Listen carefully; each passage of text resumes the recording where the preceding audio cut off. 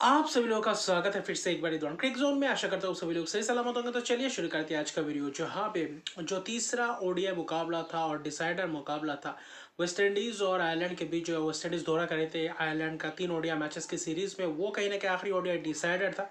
वही दूसरी तरफ इंग्लैंड वोमेंस और वेस्ट इंडीज वोमेंस के बीच भी कहीं ना कहीं तीसरा T20 मुकाबला था। वो कहीं ना कहीं सीरीज जीत गए थे, लेकिन बस यही था कि इंग्लैंड वोमेंस वाइट वॉश कर पाती या फिर वेस्ट इंडीज वोमेंस एक जबरदस्त कमबैक दिखा पाती है, तो उसके ऊपर निर्भर था।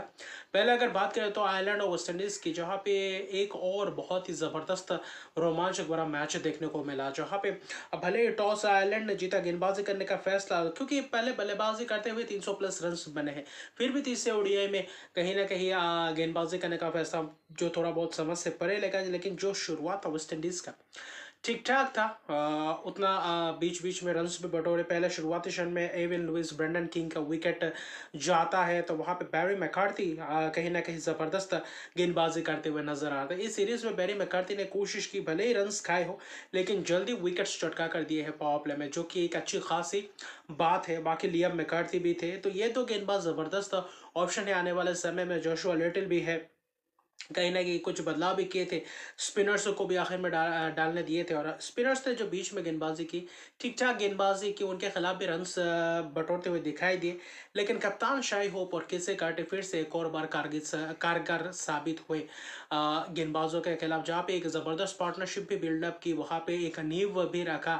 और जहाँ पे चाहिए तो एक पार्टनरशिप और किसे कार्टी की कंसिस्टेंसी फिर से एक और बार दिख रही है। इस ओडीआई मैच में भी केसे कार्टी ने बेहतरीन अंदाज में बल्लेबाजी किया, और खास तौर पे जो आखिरी के 7-8 ओवर्स थे इनिंग्स के, वहां पे कहीं ना कहीं पूरी तरीके से करारा प्रहार, और वही कहीं ना कहीं महंगा पड़ गया आयरलैंड के गेंदबाजों का। अगर देखें तो शई होप ने भी 75 गेंदों में 75 रन अच्छे खासे कप्तानी पारी के लिए आखिर में आउट हो गए। एंडी मैकब्राइड ने चलता किया था, लेकिन जो केसे कार्टी के साथ पार्टनरशिप था, 137 रन की पार्टनरशिप और बहुत ही महत्वपूर्ण पार्टनरशिप। उसके बाद केसे कार्टी ने कहीं ना कहीं जस्टिन ग्रेव्स थे, आमिर जंगू थे, उनके साथ पार्टनरशिप किया, 70 80 90 100 के करीब बनाए। तो ये दो लगातार जो 2-3 पार्टनरशिप्स थे, वो कहीं ना कहीं महत्वपूर्ण था, और विकेट्स लगातार गिरने नहीं दिए, और जिसमें से सबसे ज़्यादा कंट्रीब्यूट किया केसे कार्टी ने, और आखिर में जाकर अपना तीसरा ओडीआई शतक भी लगाया, और दूसरा लगातार शतक आयरलैंड के खिलाफ इस सीरीज में ही लगाया, जहाँ पे 170 रन बनाए। आखिर में भले ही विकेट्स गए उनका, लेकिन कहीं ना कहीं 170 रन की एक विशाल कायम पारी खेल के गए। अगर आखिरी 50वें ओवर तक खेलते जैसे बल्लेबाजी कर रहे थे, ऐसा लग रहा था कि शायद 200 भी बना सकते थे, क्योंकि आखिरी 7 ओवर में करारा प्रहार, एक ओवर में कहीं ना कहीं जो 3-4 छक्के लगाए, बेरी मैकार्थी के ओवर में 4 छक्के लगाए, नो बॉल फ्री हिट्स में भी छक्के लगाए, किसी कार्टी उसी ओवर में कहीं ना कहीं बेहतरीन अंदाज में रन बटोर के गए। फिर लियाम मैकार्थी ने चलता किया था, लेकिन लगातार वो जो 43वें ओवर से थे, वहां से जॉर्ज डॉकरल के ओवर से कहीं ना कहीं वहां पे सिलसिला शुरू हुआ। वहां पे पहले 2 गेंद में 2 छक्के, यानी कि किसी कार्टी ने छक्के और चौकों की बौछार की।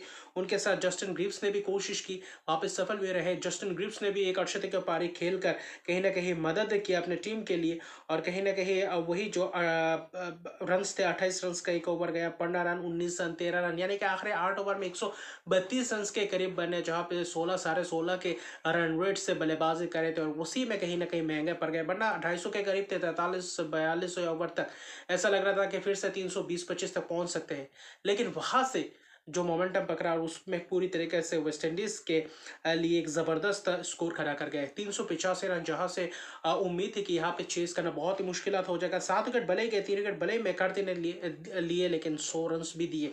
तो कहीं ना कहीं विकेट से चटकाने का सिलसिला वो देखा नहीं। शुरुआती क्षण में जो झटके लगे थे बीच में, वो विकेट चटका नहीं पाए, भले ही चटका, लेकिन पार्टनरशिप्स बिल्डअप हो गया था, तो वहां पे मुश्किलात दिखा।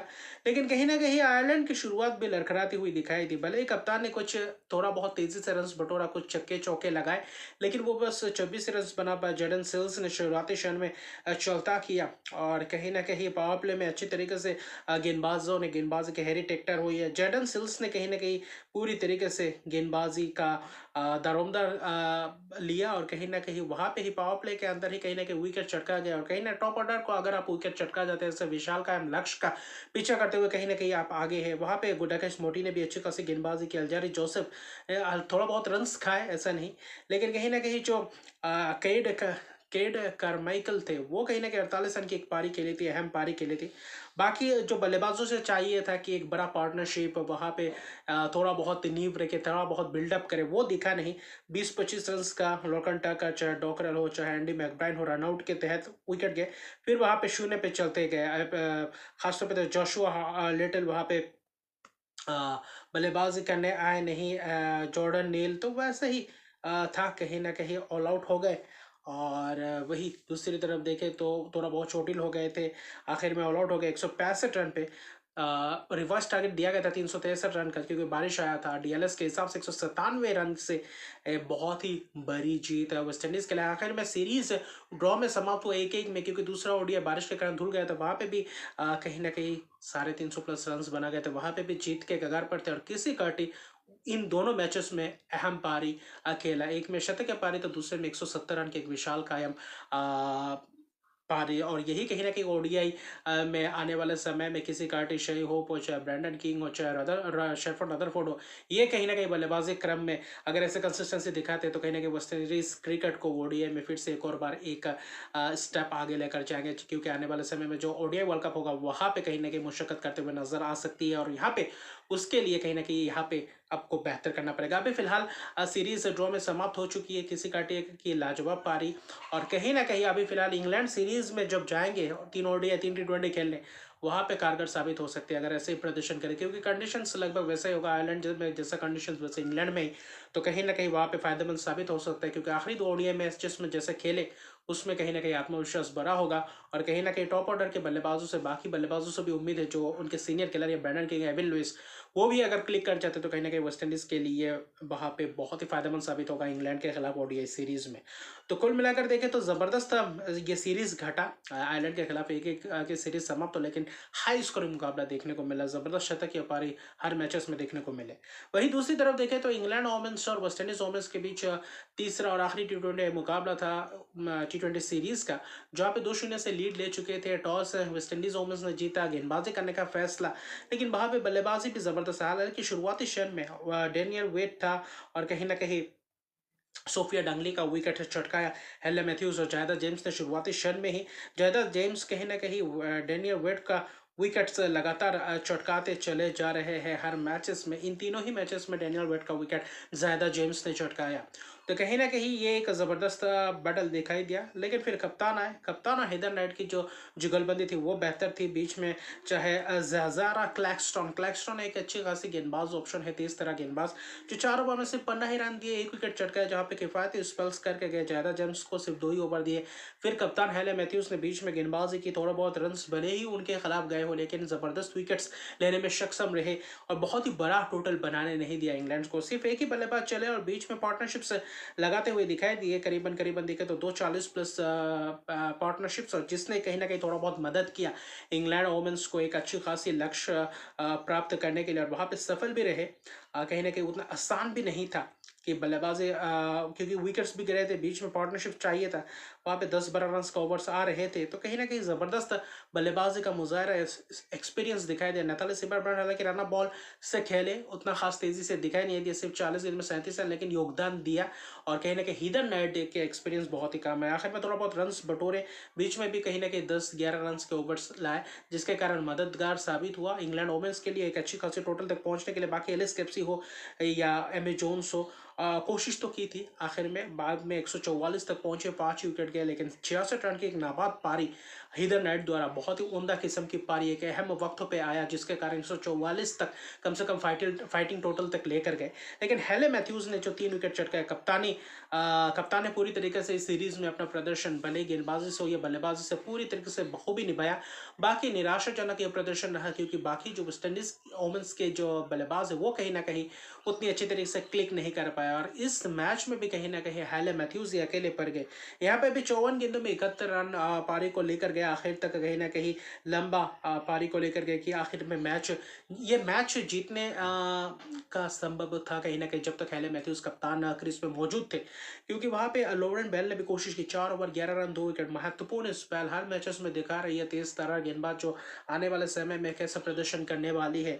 वहां पे एमी अर्नोल्ड जो डेब्यूटेंट थे, हर मैचेस में में विकेट चटकाते हुए दिखाई दिया। इस मैच में भी वही चार्लो डेन हो या फिर एलन स्मिथ ने कोशिश की अच्छी खासी विकेट चटका, हर गेंदबाज है विकेट चटकाते चले गए, लेकिन जो पार्टनरशिप था पार्टनरशिप्स लगे नहीं। जो गजनबी के साथ हेले मैथ्यूज ने एक 46 रन की पार्टनरशिप की, तो वही एक महत्वपूर्ण पार्टनरशिप उसके बाद कोलैप्स कर गया, और वहां पे कहीं ना कहीं मौका मिल गया इंग्लैंड ओमेंस को। और हेले मैथ्यूज का जब विकेट्स गया, जहां पे वही देखे तो लॉरेन बेल ने आखिर में चटकाया 71 रन बनाया 54 गेंदों में, वहां पे गेंदबाजी में 3 विकेट, तो इससे और भी ज्यादा क्या कर सकते थे।